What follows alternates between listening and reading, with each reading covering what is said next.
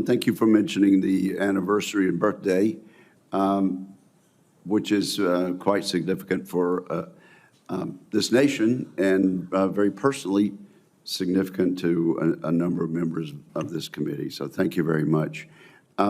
We're rolling out the, and did roll out some very specific information about the reconciliation bill in just the last day or two. This bill has been developed with hand and glove consultation with the administration and with our colleagues in the House of Representatives. It's one of the least controversial sections of the reconciliation bill. However, much of the funding in the Defense Reconciliation Bill, because of the rules, has to be unspecific and will technically be at the discretion of the Department of Defense, though we'll write recommendations for them. So I need a quick yes or no from each of you, particularly based on the fact that this has been written in consultation and with changes made to accommodate the administration. Do you commit, Mr. Secretary, first, to follow Congress's spending recommendations in the Defense Reconciliation Bill unequivocally? Yes. General George. Yes, sir. Thank you. And that's been the answer to by all of our witnesses. The organic industrial base, ammunition plants, depots, arsenals remain vital to sustaining combat operations. We've read, Mr. Secretary, in your ATI memo about potential closure of Pine Bluff Arsenal, Bluegrass Army Depot, Red River Army Depot. In light of the fact that we're going to be so focused on reindustrialization, I would caution that we be very careful about that. Are you planning to propose closing these three facilities, Mr. Secretary? Chairman, we are creating a plan to look at what we can do with them, with shifting work from them as one of the options. I think General George and I stand hand in hand with you, acknowledging that our organic industrial base is not sufficient for the threats today or in the future.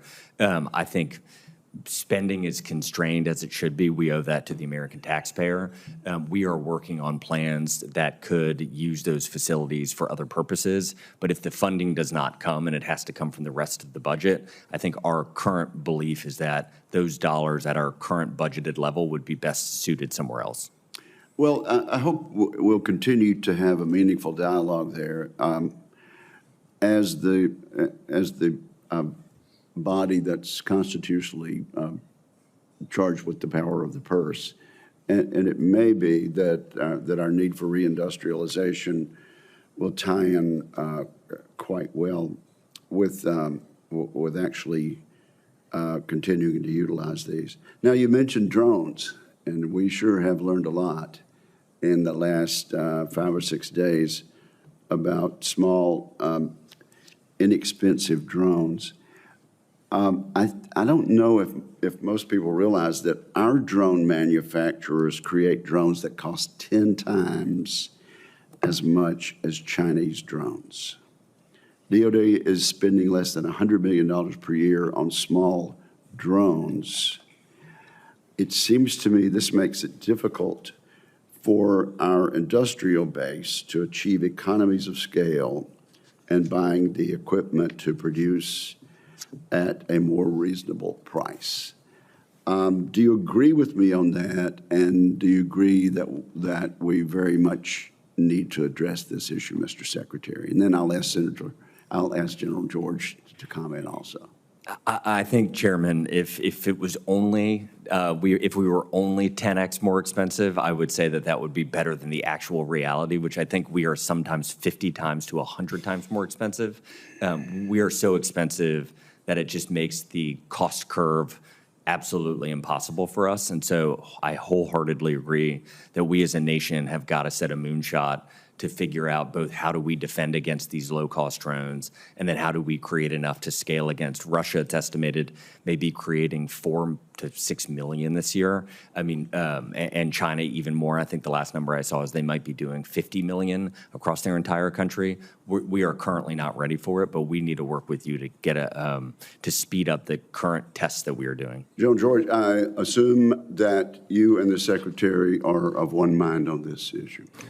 We certainly are, Chairman. I would, there's two aspects of this. To your previous comment on the, industrial base, I think that that's something, again, you look at like DJI is producing 15 million drones. One of the challenges for us, like brushless motors, controllers, things like that, that I think that this is where we need to move to in our own industrial base and be able to do that. It could help commercial industry here stateside as well. So that's one aspect. The other thing, millions of people are listening to you on television. Tell them what DJI is. It's a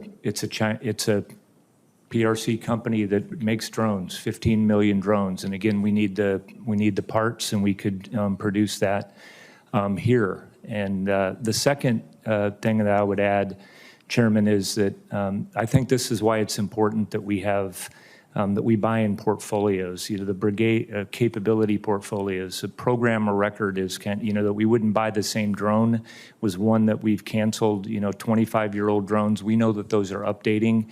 And so we could, I think in UAS, counter UAS and EW, we need to have the flexibility. We can come over here. We certainly want the oversight and explain what systems we're buying.